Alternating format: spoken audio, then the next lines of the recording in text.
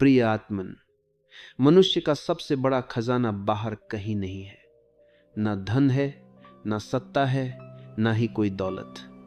मनुष्य का असली खजाना है चाहना। चाहना क्या है? चाहना है भीतर उठने वाली आग।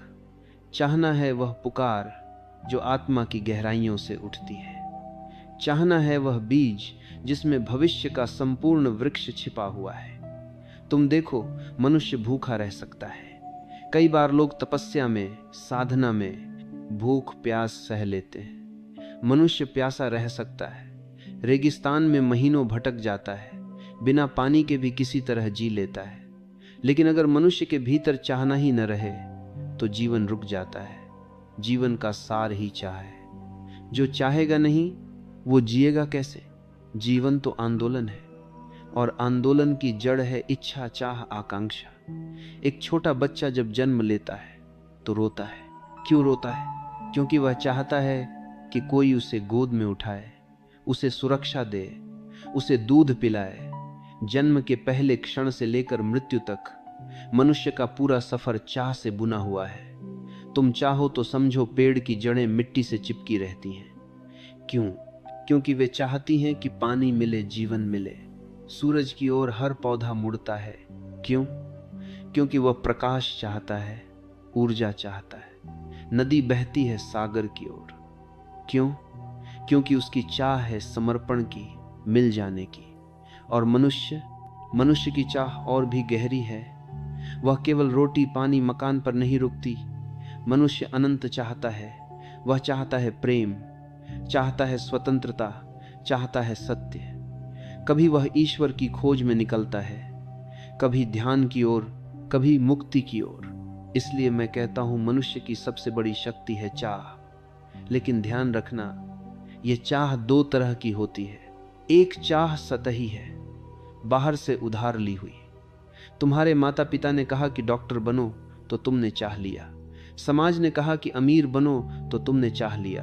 भीड़ ने कहा कि डॉक्टर बनो तो तुमने चाह लिया। हाँ कि नाम कमाओ तो तुमने चाह लिया।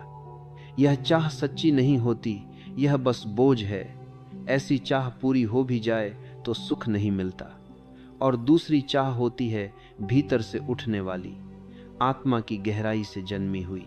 यह चाह कोई सिखाता नहीं, यह तुम्हारे मौलिक अस्तित्व से निकलती है।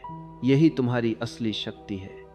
गौतम बुद्ध को राजमहल की हर सुविधा थी, लेकिन भीतर एक चाह उठी सत्य की खोज की। यह चाह इतनी प्रबल थी कि उन्होंने सब कुछ छोड़ दिया, और वही चाह उन्हें बोधि वृक्ष के नीचे ले गई, जहां उन्हें ज्ञान मिला। कबीर को देखो, वे बुनकर थे, साधारण जीवन जी रहे थे, लेकिन भीतर से चाह उठी ईश्वर के साक्षात्कार की। और वही चाह उनकी कविताओं में, उनके भजनों में फूट पड़ी। आज तक लोग उन्हें याद करते हैं। तुम्हें भी अपनी सबसे बड़ी शक्ति पहचाननी होगी। तुम्हारे भीतर जो चाह है वही तुम्हें दिशा देती है। तुम जहां आज खड़े हो वहां इसलिए हो क्योंकि कभी तुमने उसे चाहा था। और तुम भविष्य में जहां पहुंचोगे वह भी तुम्हारी चाह से ही तय होगा। अगर तुम्हारी चाह छोटी है तो तुम्हारा जीवन भी छोटा रहेगा। अगर तुम्हारी चाह गहरी है तो जीवन विराट हो जाएगा। जो तुम चाहो वही तुम बनोगे। याद रखना, भूख, प्यास, नींद ये सब शरीर की जरूरत है, लेकिन चाह आत्मा की जरूरत है। और जो आत्मा की जरूरत है वही सबसे सच्ची, सबसे बड़ी शक्ति है। इसलिए मैं कहता हूं, मनुष्य की सबसे बड़ी संपत्ति है उसकी चाह। और जिस दिन तुम अपनी चाह को पहचान लोगे उसी दिन तुम्हारा जीवन बदलना शुरू हो जाएगा। अगर ध्यान से देखो तो यह पूरा ब्रह्मांड एक बीज की तरह है, और उस बीज की जड़ क्या है? चाहना। सारी सृष्टि इसी चाह से चल रही है। पेड़ अगर सूरज की रोशनी न चाहे तो उसका जीवन रुक जाए। जड़ें मिट्टी में इसलिए उतरती हैं क्योंकि वे पानी चाहती हैं। हर पत्ता हवा में हिलता है क्योंकि वह जीवन रस चाहता है। नदी क्यों बहती है? अगर उसकी कोई चाह न होती तो पहाड़ से निकलकर वहीं ठहर जाती, लेकिन उसमें एक गहरी चाह है सागर से मिलने की। वह रुक नहीं सकती, वह बहती है, रास्ता काटती है, चट्टान तोड़ती है। क्योंकि उसकी चाह ही उसकी ताकत है। पक्षी आकाश में क्यों उड़ता है? क्या सिर्फ पेट भरने के लिए? नहीं, वह उड़ता है क्योंकि उसकी आत्मा स्वतंत्रता चाहती है। यदि पंख काट दो तो उसका जीवन अधूरा हो जाएगा। उसकी चाह ही उसकी उड़ान बन जाती है। अब मनुष्य को देखो, मनुष्य केवल रोटी और पानी पर नहीं रुकता। यदि मनुष्य की चाह केवल शरीर तक सीमित होती तो वह भी किसी जानवर की तरह जी लेता, लेकिन मनुष्य की चाह अनंत है। वह जानना चाहता है, वह खोजना चाहता है, वह पार जाना चाहता है। इसलिए मैं कहता हूं, मनुष्य और बाकी जीवों में फर्क सिर्फ एक है, बाकियों की चाह सीमित है, मनुष्य की चाह असीम है। तुम सोचो, अगर कोई पशु है तो उसकी चाह भूख मिटाना है, प्रजनन करना है, सुरक्षित रहना है, लेकिन मनुष्य वह तारों तक पहुंच जाना चाहता है, वह चांद पर उतरना चाहता है, वह ईश्वर को खोजना चाहता है, वह अमर होना चाहता है। और यही चाह उसे सृष्टि की सबसे अद्भुत रचना बनाती है। ध्यान से समझो, चाहना ही सृजन की शक्ति है। आज जो भी तुम्हारे चारों ओर है, ये मकान, ये सड़कें, ये मंदिर, ये कला, ये संगीत, सब पहले किसी की चाह थी। किसी ने चाहा कि आकाश में उड़ना है तो हवाई जहाज बना, किसी ने चाहा कि अंधकार को मिटाना है तो बिजली आई, किसी ने चाहा कि सत्य को जानना है तो ध्यान की राह बनी। हर आविष्कार, हर खोज, हर आध्यात्मिक अनुभव, सबकी जड़ एक ही है, चाह। तुम देखो, यदि चाह ही न होती तो यह सृष्टि कभी प्रकट न होती। ईश्वर ने भी सृष्टि इसलिए बनाई क्योंकि उसके भीतर भी एक चाह उठी अभिव्यक्ति की, सृजन की, अनुभव की। वह एक से अनेक होना चाहता था। इसलिए मैं कहता हूं, चाह ही भी जी है, और इस बीज से पूरी सृष्टि फैली है। मनुष्य जब चाहना बंद कर देता है तो समझ लो कि उसका जीवन रुक गया है। जिस दिन चाह मर जाती है उस दिन जीवन भी मर जाता है, भले ही शरीर चलता रहे। इसलिए ध्यान रखना, तुम्हारी चाह कितनी बड़ी है ये तय करता है कि तुम्हारा जीवन कितना बड़ा होगा। यदि तुम्हारी चाह छोटी है तो जीवन भी छोटा रहेगा। यदि चाह गहरी है, विराट है, तो जीवन भी विराट बन जाएगा। जैसे नदी की चाह उसे सागर तक ले जाती है, वैसे ही तुम्हारी चाह तुम्हें तुम्हारे परम लक्ष्य तक ले जाएगी। समझ लो, चाहना ही सृष्टि की जड़ है, और जिस दिन तुम अपनी चाह को पहचान लोगे उस दिन तुम समझ जाओगे कि तुम्हारे भीतर भी पूरा ब्रह्मांड छिपा है। यह ब्रह्मांड बहुत रहस्यमयी है। हम सोचते हैं कि हम अकेले हैं, हमारी चाह अकेली है, लेकिन सच यह है कि जैसे ही तुम्हारे भीतर कोई गहरी चाह जन्म लेती है, पूरा अस्तित्व उसे पूरा करने के लिए हरकत में आ जाता है। तुमने सुना होगा, जब शिष्य तैयार होता है गुरु प्रकट हो जाता है। यह कोई कविता मात्र नहीं है, यह एक बहुत बड़ा नियम है। इसका अर्थ है कि जब तुम्हारे भीतर गहराई से कोई चाह परिपक्व हो जाती है तो ब्रह्मांड उसकी पूर्ति के लिए सब व्यवस्था करता है। यदि तुम भीतर से किसी सच्चाई की प्यास से जल रहे हो तो तुम जहां भी जाओगे तुम्हारे सामने कोई ना कोई रास्ता खुल जाएगा। तुम जिस चीज को अपनी आत्मा से चाहोगे वह धीरे धीरे तुम्हारे जीवन की ओर खींचने लगेगी। यह वैसा ही है जैसे तुम चुंबक हो। तुम्हारे विचार, तुम्हारी भावनाएं, तुम्हारी इच्छाएं, ये सब ऊर्जाएं हैं, और ऊर्जा का स्वभाव है आकर्षित करना।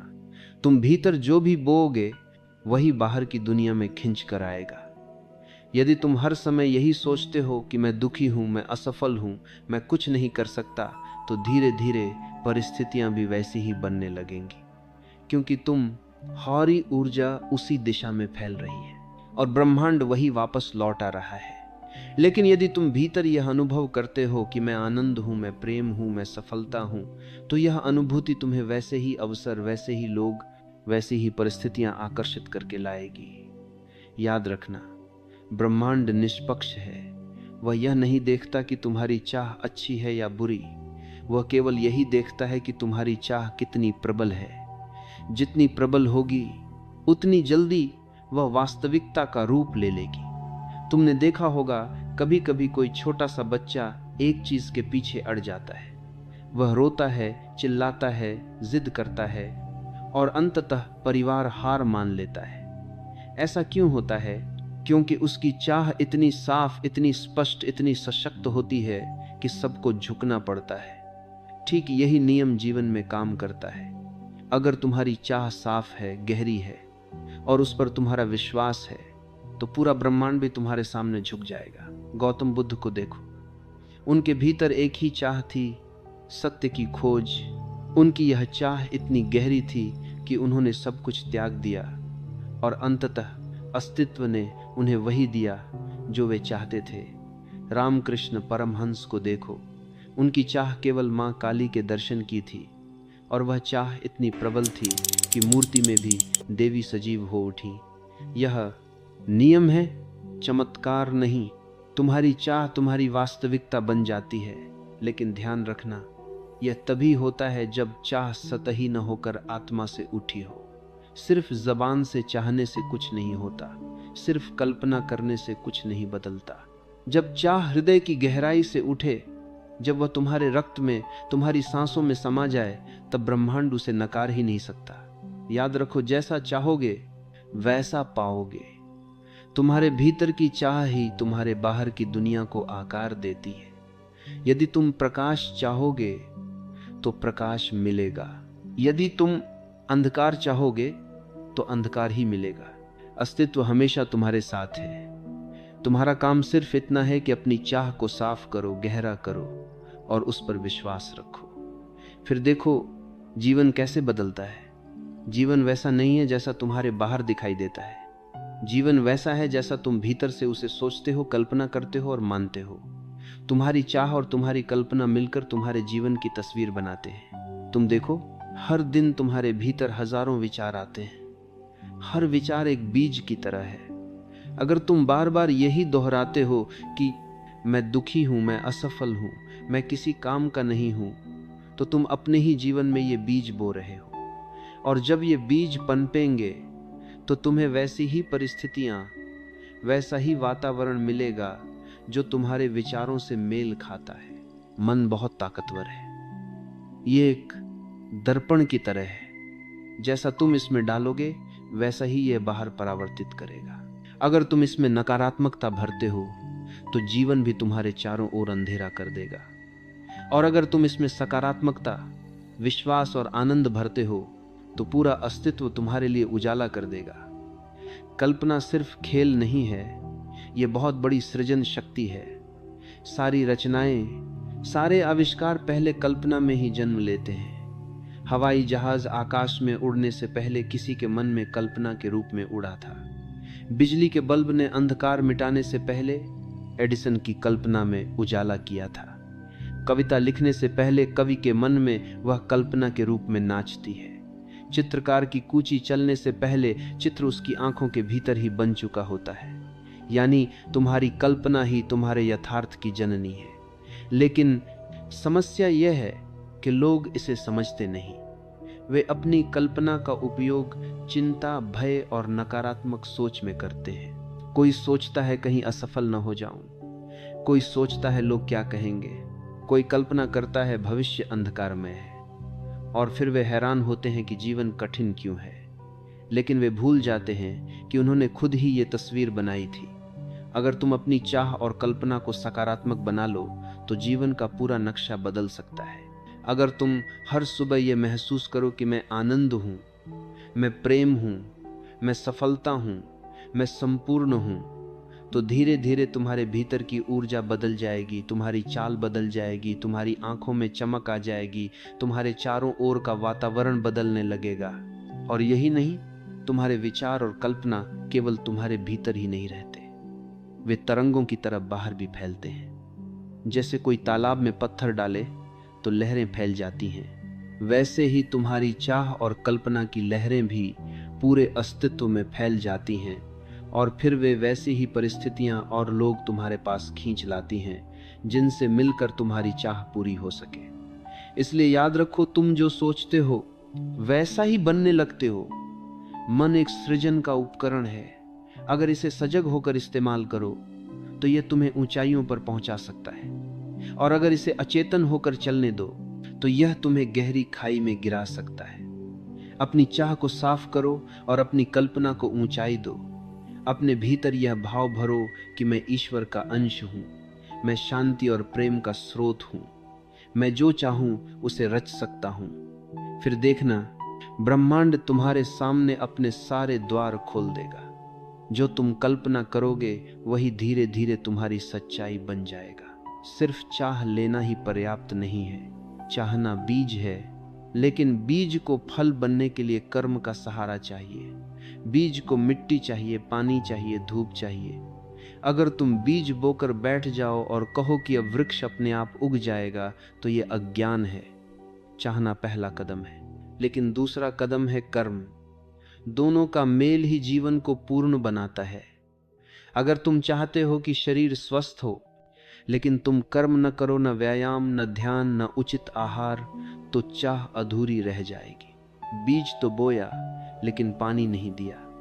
अगर तुम चाहते हो कि संगीतकार बनो, लेकिन रियाज न करो, साधना न करो, तो चाह तुम्हें कहीं नहीं ले जाएगी। सिर्फ सपना देखने से बांसुरी में स्वर नहीं फूटते।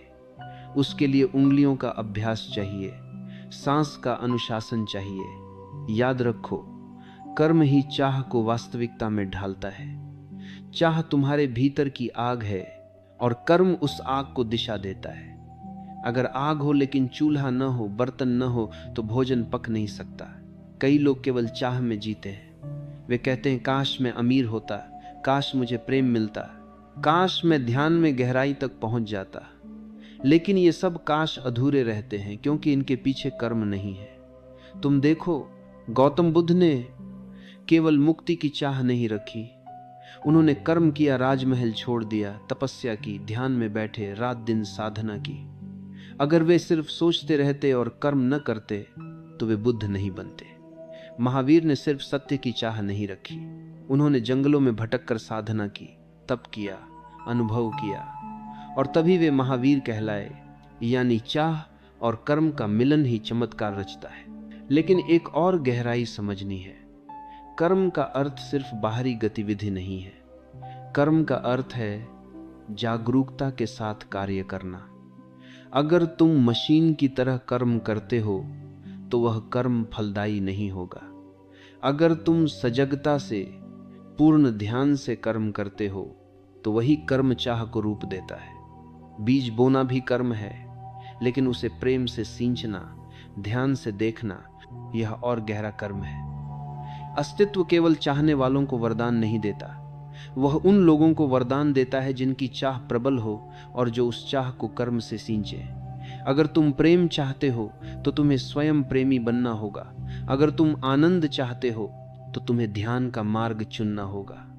अगर तुम स्वतंत्रता चाहते हो तो तुम्हें भीतर की जंजीरों को तोड़ने का साहस करना होगा। चाह बीज है, कर्म उसका अंकुर है और विश्वास उसका फल है। इसीलिए मैं कहता हूं, चाहो और कर्म करो। सिर्फ सपनों में मत जियो, उन्हें हकीकत में ढालो। और जब चाह और कर्म मिल जाते हैं तो कोई शक्ति तुम्हें रोक नहीं सकती। याद रखो, सिर्फ चाहना ही काफी नहीं है, सिर्फ कर्म करना भी काफी नहीं है। लेकिन जब चाह और कर्म साथ आते हैं तब जीवन साकार हो जाता है। मनुष्य का जीवन चाहों से भरा हुआ है। सुबह से शाम तक, जन्म से मृत्यु तक वह किसी न किसी चाह में डूबा रहता है।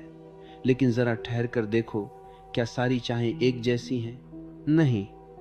चाहे दो प्रकार की होती हैं, एक है झूठी चाह और दूसरी है सच्ची चाह। झूठी चाह वह है जो मन से पैदा होती है। मन हमेशा बाहर की ओर भागता है। वह कहता है धन चाहिए, प्रसिद्धि चाहिए, शक्ति चाहिए। कभी वह कहता है अगर मेरे पास बड़ा मकान होगा तो मैं सुखी हो जाऊंगा। कभी वह कहता है अगर मुझे लाखों लोग पहचानेंगे तो मैं संपूर्ण हो जाऊंगा। लेकिन क्या ऐसा होता है? इतिहास उठाकर देखो, जिन्होंने धन पाया वे भी खाली रह गए, जिन्होंने शक्ति पाई वे भी बेचैन रहे, जिन्होंने प्रसिद्धि पाई वे भी भीतर गहरे अकेले थे। अलेक्जेंडर पूरी दुनिया जीतने निकला, लेकिन मरते समय उसने अपने हाथ खाली रखने की वसीयत की। वह कहना चाहता था, देखो मैंने सब पाया लेकिन अंत में खाली ही जा रहा हूं। झूठी चाह का यही स्वभाव है। वह जितना तुम्हें दौड़ाती है उतना ही खाली करती जाती है। वह प्यास तो जगाती है लेकिन पानी कभी नहीं देती। सच्ची चाह आत्मा से निकलती है, वह बाहर की नहीं भीतर की ओर बुलाती है। सच्ची चाह कहती है मुझे प्रेम चाहिए, मुझे शांति चाहिए, मुझे ध्यान चाहिए, मुझे सत्य चाहिए। ये चाहे सतही नहीं है, ये गहराई से उठती हैं। ये तुम्हें खाली नहीं करती बल्कि भर देती हैं। ये तुम्हें भटकाती नहीं है बल्कि घर तक ले जाती हैं। सच्ची चाह वह है जो तुम्हें स्वयं से मिलाती है, और जो चाह आत्मा से उठे वह कभी अधूरी नहीं रहती, क्योंकि आत्मा केवल वही चाह उठाती है जो तुम्हारे अस्तित्व की पूर्णता है। जैसे बीज से वृक्ष बनना निश्चित है, वैसे ही आत्मा से निकली चाह का पूर्ण होना निश्चित है। अगर आत्मा ने चाहा ध्यान तो ध्यान तुम्हें मिलेगा। अगर आत्मा ने चाहा प्रेम तो प्रेम तुम्हें मिलेगा। अगर आत्मा ने चाहा सत्य तो सत्य तुम्हें मिलेगा। अब प्रश्न उठता है, कैसे जानें कि मेरी चाह झूठी है या सच्ची? बहुत सरल कसौटी है। अगर चाह पूरी होकर भी तुम्हें अधूरा छोड़ दे तो समझ लेना वह झूठी थी, और अगर चाह तुम्हें भीतर से भर दे तो समझ लेना वह सच्ची थी। धन की चाह पूरी हो जाए फिर भी और चाहिए, प्रसिद्धि की चाह पूरी हो जाए फिर भी और चाहिए। ये सब झूठी चाहें हैं, क्योंकि ये कभी समाप्त नहीं होती। लेकिन अगर एक बार ध्यान की गहराई छू लो तो भीतर शांति फैल जाती है। एक बार प्रेम का स्वाद मिल जाए तो हृदय संतोष से भर जाता है।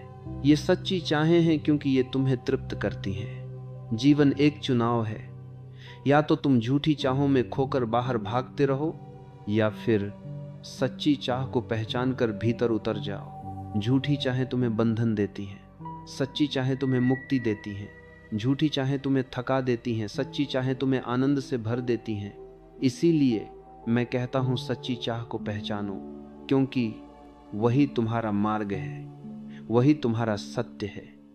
याद रखो, धन, प्रसिद्धि, शक्ति, ये सब झूठी चाहें हैं। प्रेम, शांति, ध्यान, ये सच्ची चाहें हैं। और आत्मा से उठी चाह कभी अधूरी नहीं रहती। मनुष्य का जीवन एक रहस्य है, और इस रहस्य में सबसे कठिन प्रश्न यही है कि तुम सच में क्या चाहते हो।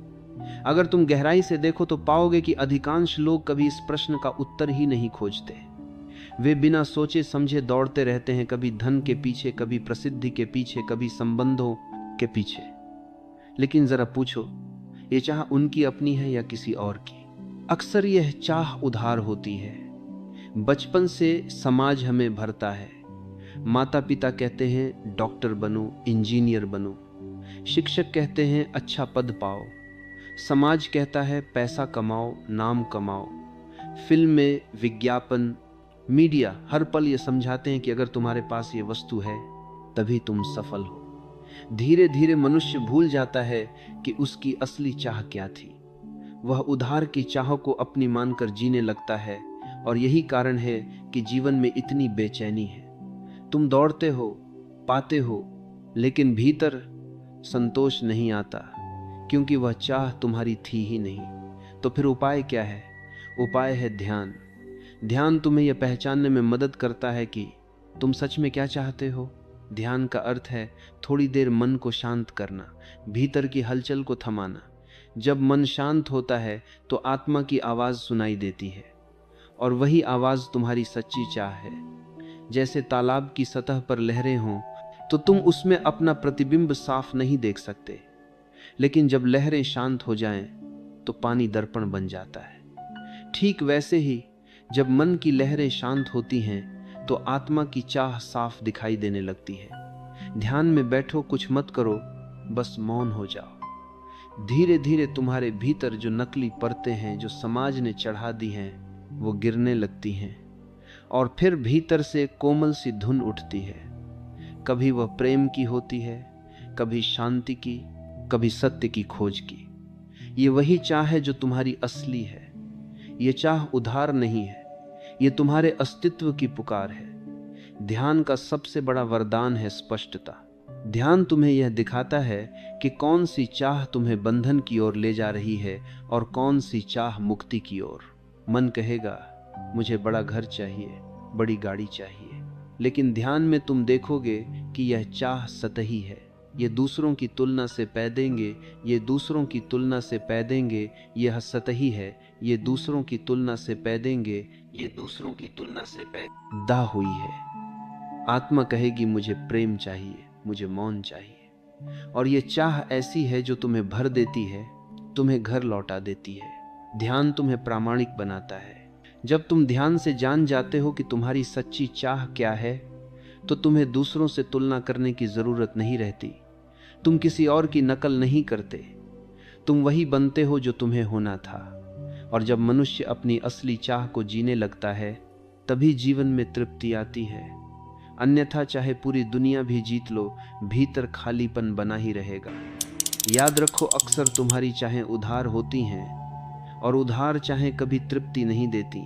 सिर्फ ध्यान ही वह कुंजी है जो तुम्हारी नकली चाहों को हटाकर सच्ची चाह को प्रकट करता है। जब तुम ध्यान में बैठते हो तो धीरे धीरे भीतर की परतें उतरती हैं, और अंततः वही चाह सामने आती है जो तुम्हारी आत्मा से उठी है। और याद रखना, जो आत्मा से उठे वह चाह कभी अधूरी नहीं रहती। चाह बीज है, लेकिन विश्वास उस बीज की मिट्टी और जल है। यदि चाह है लेकिन विश्वास नहीं है, तो वह चाह कभी फल नहीं सकती। जैसे तुम बीज तो बो दो, लेकिन हर दिन उसे खोद कर देखो अंकुर निकला या नहीं, तो बीज कभी जड़ नहीं पकड़ पाएगा। अक्सर लोग यही गलती करते हैं।